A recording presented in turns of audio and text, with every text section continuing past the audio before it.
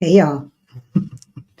You're probably wondering where Rick is. He doesn't feel well today, so I thought I would tackle this subject matter all by myself. So I'm hoping that y'all will show me grace.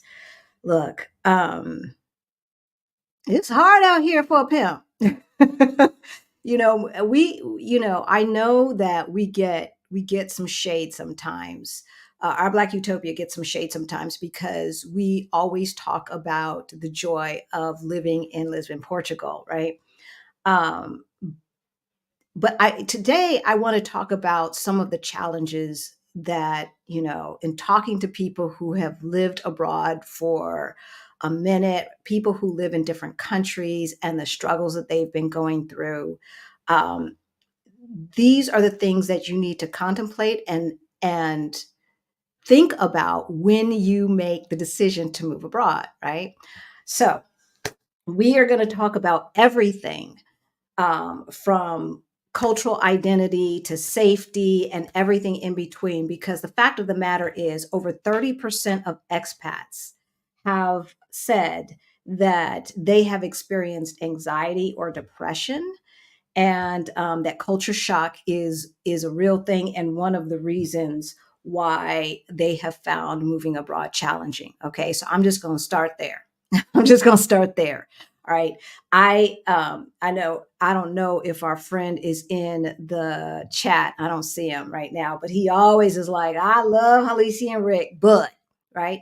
And so this is for you, because we're going to talk about some of the downsides of moving abroad so that you can keep this in mind, because we want you to build your own Black utopia, your own utopia if you're not Black. um, but you need to temper that with realistic expectations, because life is life, right? And people are people no matter where you go, and everywhere you go, there you are. So there's that part, right? And there you are in that brown skin, in that beautiful brown skin, which, unfortunately, a portion of the planet does not appreciate. So with that, I'm going to introduce myself. Hey, y'all, my name's Halisi, and welcome to our Black Utopia. On our channel, we talk about money, travel, and retiring abroad as we build generational wealth. We help folks who look like us, who are getting close to retirement age and forgot to plan, get their money straight so that they can retire on time or maybe even early.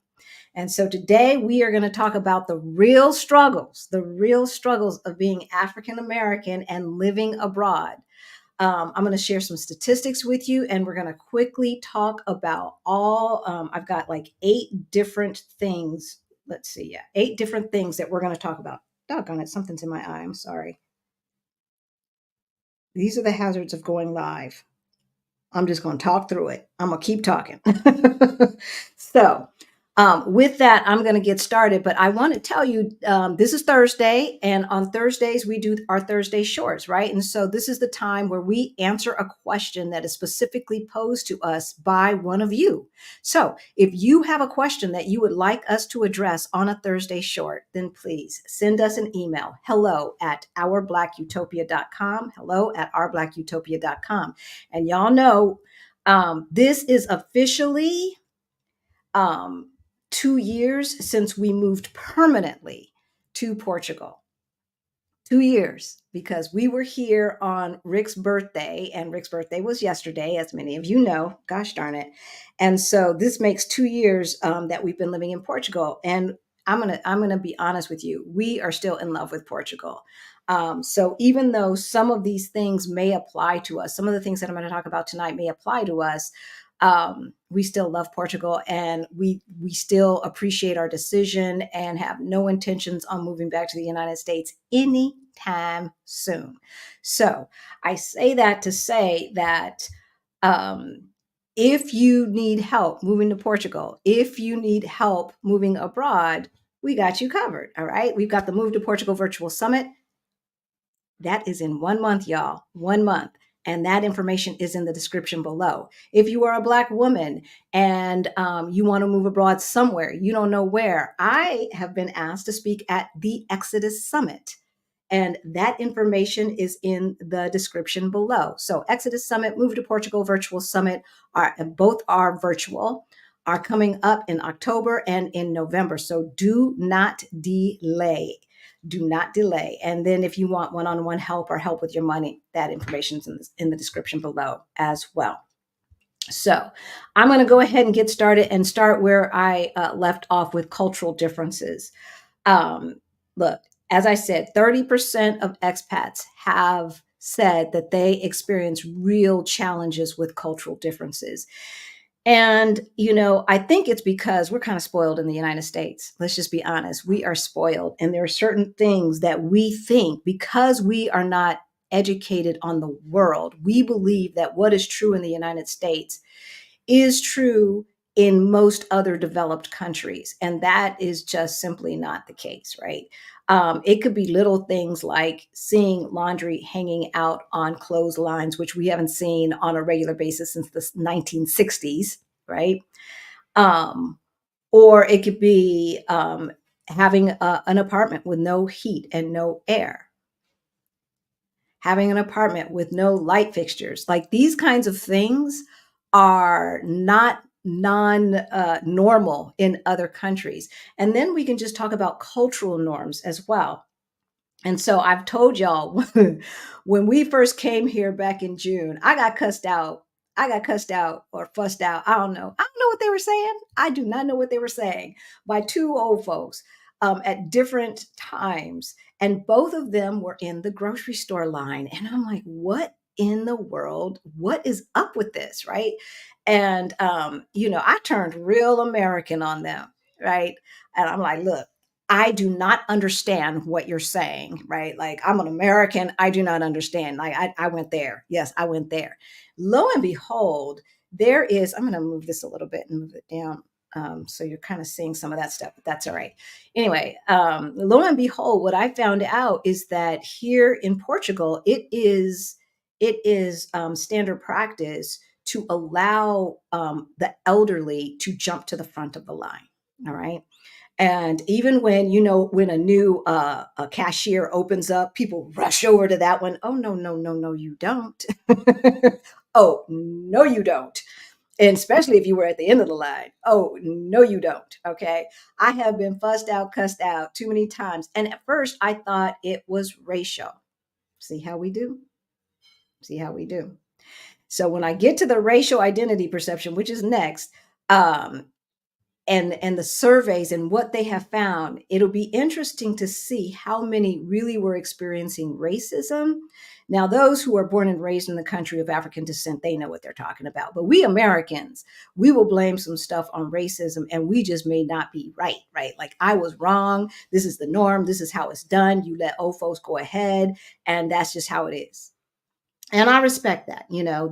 Some of them are on canes and this and that and the other. And so for those expats who remain in an expat bubble and never learn the language and never go outside of that bubble or talk to the folks who are born and raised there, you of course are going to always be bumping into these situations where you don't know which way is up. Okay. And so it is really important to dedicate yourself to learning that language, you know, or don't move to a place that doesn't speak your language. If you don't think you have the capacity, learn that language and make friends with folks who have been there for a certain amount of time and or who were born and raised there. Okay, so communication styles, etiquette. One of the things that I realized, and Rick was mentioning a lot when we first got here, is that nobody smiles. That's what he would say. Nobody smiles. They don't. They also don't wear a lot of sunglasses. So I see a lot of these 11s. Like they're frowning, but really they're just squinting because the sun is shining a lot of the time in Lisbon, Portugal, and they're not wearing sunglasses. So some of it is that.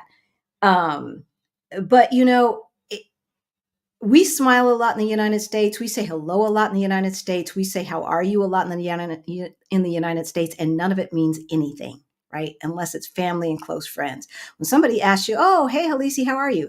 They don't really want to know how you are. They want you to say fine and then move on, and that's what we tend to do, right?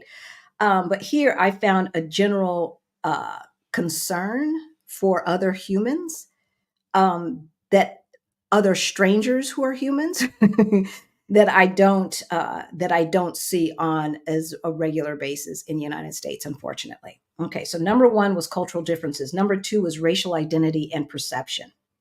Now, according to Pew Research, basically every single country in the EU, they did not break it down. I did not see them break it down by country, except for the two worst, and I'll tell you what those are. So, um, the countries, let me see if any of these countries are not in the EU. All these countries are in the EU. And 47% of the people of African descent reported being discriminated against at least once in the past 5 years. Now, in the United States, that number is 80%. And it ain't in the last 5 years. It's in the last year, of course, right? Because we know what time it is. And we recognize racism in the United States when we see it. So, gaslighting aside, we know what's up. But in Germany and in Austria, they have a problem. 77 and 76%. They're almost as bad as America when it comes to racial discrimination. However, I still need to emphasize that guns are not easily obtained in these countries. And so, is the racism lethal? Now pain is pain, and having especially if you want to raise kids here, you want to be very particular about making sure that whatever European, Western Europeans forms of racism does not affect your children in a negative way if they're going to be going to regular schools, wherever you're moving to. But for we adults, if it ain't lethal racism, I don't care about you. Like, if it's not lethal, if it's not bodily damage or anything like that, like, you can roll your eyes, you can Karen, you can talk crap. I'm probably not going to understand what you're saying anyway. So that's whatever. But the fact of the matter is that it exists. As we know, racism is global, anti-Blackness is global, and especially anti-Black American is really global. And I say it that way because even on the continent of Africa, we do experience bigotry and discrimination because we don't naturally fall into a tribe or whatever. They know that we are not born and raised in Africa, born and raised in whichever country that we happen to be in. And so you can face discrimination on the continent as well. And so, dealing with these stereotypes, dealing with the misconceptions, and all of that, it can be draining. And so, if you think that you're escaping that 100%, most of you all know that we have never said you will be escaping that 100%. All right. So that's number one. And number two. Number three, community and support. And this is what is so important because I was talking to some Black expats in Belgium, and Belgium does not have the kind of Black English speaking, that's how I'm going to say it, English speaking community. So that for me, that means any Black person who speaks English, we can easily develop a relationship, right? And find some points in common. Whether you're from the UK, whether you're from the Caribbean, whether you're from Australia, or you happen to be maybe from South Africa, right? Like, we can find some things in common. It's a little bit harder if they don't speak your language or you don't speak theirs yet. And what I found in Belgium, like, one of the people that I talked to, who has been there for a while, not Leo, who we interviewed, but another individual, was very unhappy there. And but she's working there, and was really, really upset about the level of discrimination she has encountered. And she's like, I cannot rise above this level. And in her mind, um, basically no Black people in Belgium can rise above a certain level. And Belgium wasn't one of the worst countries that I mentioned as far as racial discrimination goes, but it wasn't one of the best either. And what was disturbing to me, so one of the things that obviously we don't have to worry about is the work piece, but the other part that was really disturbing is that she didn't have community support there. Like, as many as many Black people that I'm assuming are working there either through our, the United States federal government, the embassy, et cetera. This is the capital of the EU. And so I know that there are a lot of government jobs there. I saw a lot of Black people walking around, but I couldn't tell whether they spoke English or not. But there is no cohesive Black community there. And so even with Leo, who y'all met, being there for 19 years and her being there for a similar amount of time, they had only come in contact once, y'all, once or twice. So community, community, community is so important. And the State Department has some statistics. They estimate that over 1.5 million Black Americans, African Americans, are living abroad right now. All right. And so before you choose a place, if being in community is going to be very important to you, and I believe it should be, it really should be, and you don't know the language of the place where you're moving to, I suggest, and we suggest, Rick is probably in the comments saying, yes, community is so important, that you make sure that there is a community there when you arrive. Once you get settled, once you know the language and this and that, all bets are off. But I'm telling you, the community, and I'm going to give another shout out to Heather and to Cam and the other people who really got Black in Portugal up off its feet and running full speed ahead. That was a lifesaver for us, and the community that they helped build through Black in Portugal really made a difference. And y'all saw my birthday party. I had more people at my birthday party here in Portugal than I knew to invite in Colorado after living there for 25 years. See, that's what I'm talking about. That's what I'm talking about. All right, number 4, legal and bureaucratic hurdles. All I'm going to say is have patience. Have patience, because it's hard out here. And do not skimp. Do not skimp. And so what I mean is, like if it's Mexico, you probably could DIY that. You probably could do it yourself. Mexico is easy. It's lovely. We love Mexico. But if you are making a major move across the ocean, or to any other place that has a lot of requirements like Portugal does, like most of the EU does, right? Then put in your budget to hire somebody on both sides. I like just hire someone. So we hired someone for Portugal, and she helped us on the United States side, this one person, or this one firm, and on the Portugal side. Information for who we suggest is in the description below under all things Portugal. But we've got somebody from Mexico as well. That's Sonia Diaz. She's out of San Miguel Allende, San Miguel de Allende. And so Sonia is Sonia, Diaz, Diaz. Just Google it. You'll find her. She's great. Her firm is great. And so, like, for instance, I know someone who DIY'd coming to Portugal, and she was proud of it, but she's been here a year with no residency card.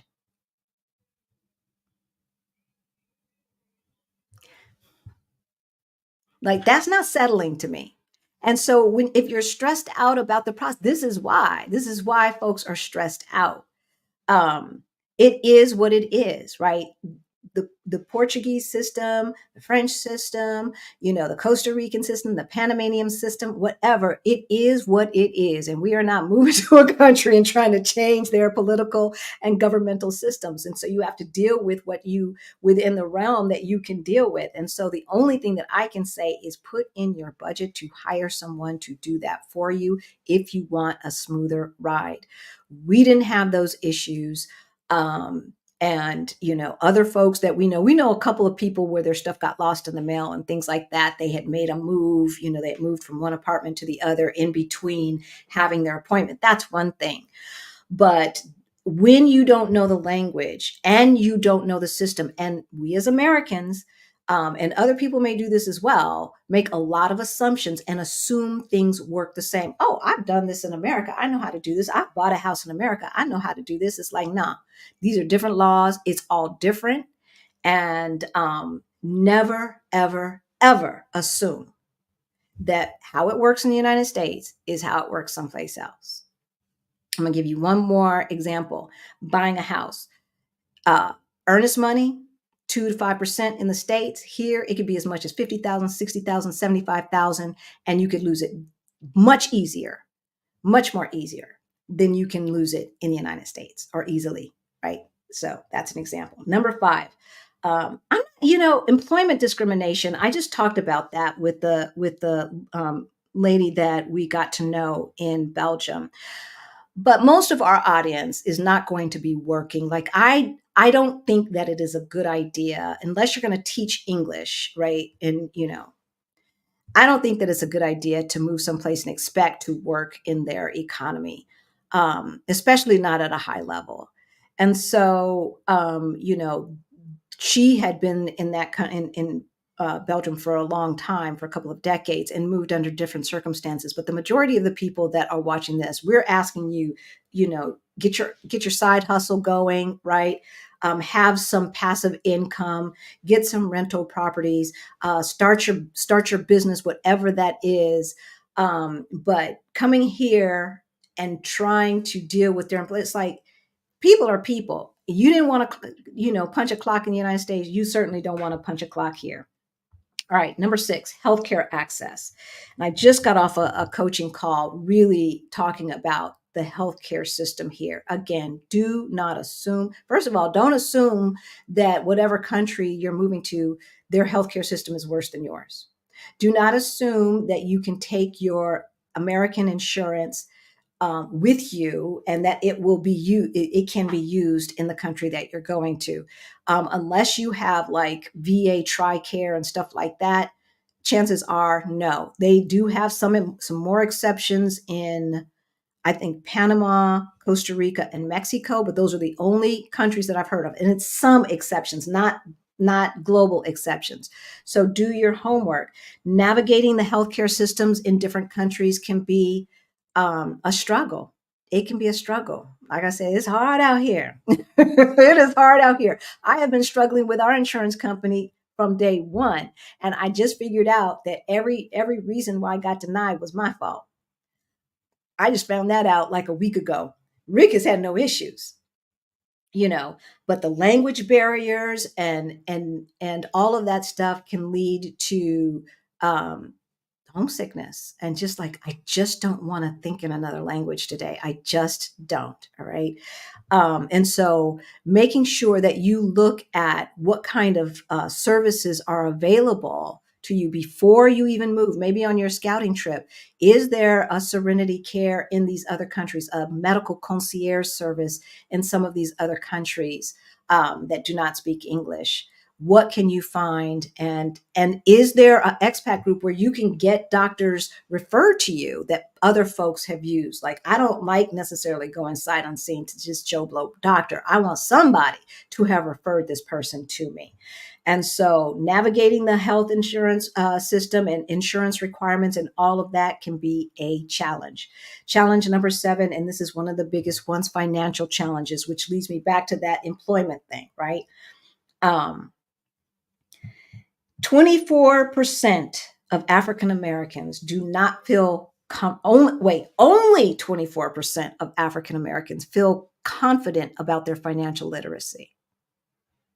Only 24% of Americans feel confident about their financial literacy, which means if you do not feel confident, then you need to join Beyond the Bling, our financial freedom course for late bloomers. All right. So that's number one.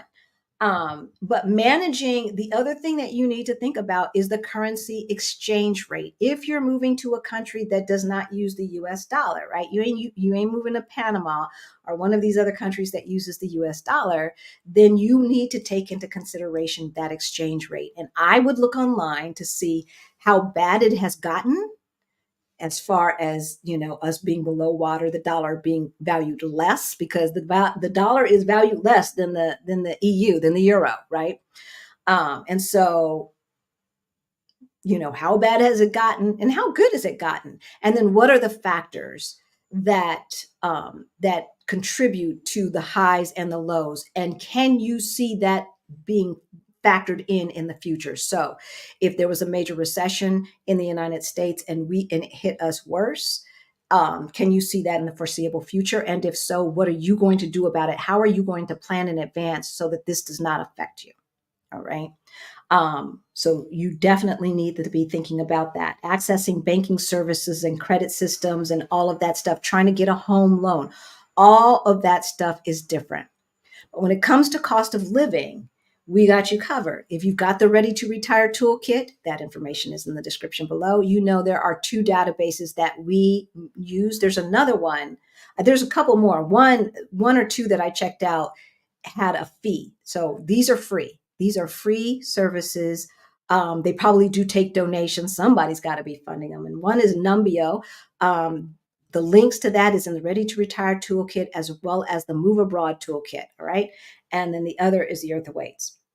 Both are in those toolkits. That will tell you the local cost of living in these different places. I think there's a nomad something or other that you can look at. And if you look at that and they really are surveying nomadic people, then those costs are going to be higher. So you could use that as kind of a worst case scenario. So, and then lastly, as I was telling you about our acquaintance that we met in Belgium, one of the things that broke my heart is she really wants to move back to the United States but cannot afford it. So are you planning? Now I think she goes back every year, but for 2 weeks, on vacation or something, hangs out with her girls, hangs out with her family, does vacationy stuff. I don't think that she's been gone so long that I don't think she really realizes how bad it truly is, how vitriolic it truly is in the United States. She might change her mind, but maybe not. Maybe not. And that could be you. If you want to, if you need to move back to the United States, are you planning financially to be able to make that happen? Okay. The last thing I want is to see people out here asking about a food bank, food stamps. I don't even know. Like, does that exist? I don't even know if that exists out here. I don't know. Some type of Section 8 housing, all of that. Like, no, babies, no, no. We not getting out of the frying pan into the fire. That's what we're not going to do. Um, and so, with all of this, and I think, especially for those who don't have the community like we have here in Portugal, mental health struggles. All right, coping with homesickness, cultural shock, the impact of being a minority, especially if you are going to be in the minority. First of all, we're already in the minority by not speaking the language, right? And then ethnically, we're in the minority unless you move. No, we're in the minority. And I was about to say, unless you move to a country in Africa, and then you can blend in, perhaps, depending upon which place you move to, but you're still in the minority, right? You don't know those mother tongues, right? You can learn them, but you don't know them. And so, all of these things can wear on your well-being. And as I said at the opening, the American Psychology Association has said that, expats have talked about having a lot of anxiety and depression in those first 6 months or so. And I think a lot of this is like once the high of moving has like worn off and you settle in and you start looking at all of the things like, uh, like somebody was here talking about moving into a single family home. That is going to be harder to do here. She wants a backyard. And it's like, baby, people take their kids to the park.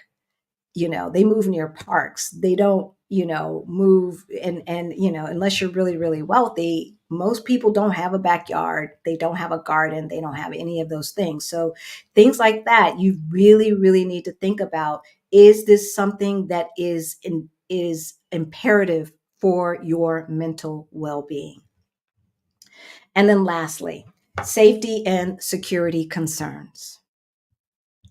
Again, If you look in the databases that we list in the Move Abroad Toolkit and the Ready to Retire Toolkit, they do have a listing for the crime rate, and everything is compared to New York City.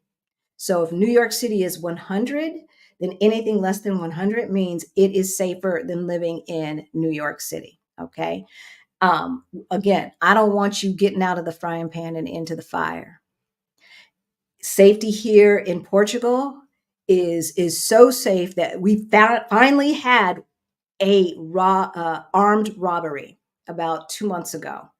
And you would have thought that mass shootings started happening all over or even armed robbery started happening all over the country, the way folks were acting in the WhatsApp group. Ooh, I better get some more locks. Maybe I better change my lock. Whoop, doo, whoop. And it's like, babies, you had robberies and armed robberies in your neighborhood on a regular back home.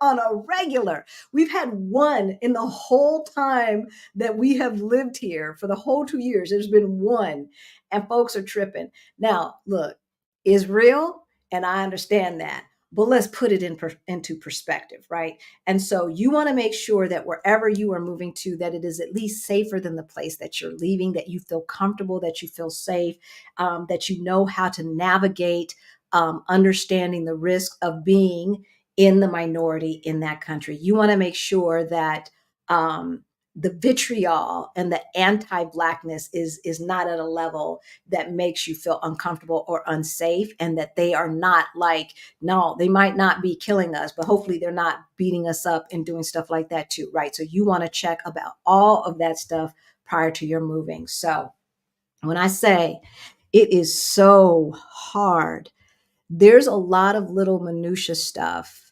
that we don't talk about when we talk about big ideas, that it's not, there is no place that is perfect. And though we love living in Lisbon, Portugal, we love Portugal, we love the Portuguese people, we like how they uh, transact and communicate with us. I told you, when our grocer got back, he gave me a hug. Oh, curmudgeon, he gave me a hug and a kiss on both cheeks, right? That is my experience in Portugal. We want you to have an experience similar in the country that you are moving to. I do not want, it was breaking my heart listening to this lady who lives in this beautiful city of Brussels, and was just not happy, and we don't want that for you. And so I thought that we would give you this information. If you need more, if you need some one-on-one coaching, be it helping you put together your move abroad plan, if it is about getting your side hustle started, y'all know we got that on point, on tap. If it is about moving abroad or getting your money straight, one-on-one coaching we have in the description below. Again, Beyond the Bling. If you find this information wonderful, please hit that like button, subscribe, hit that notification bell so that you know every single time we go live. And we will see you on Sunday. Bye.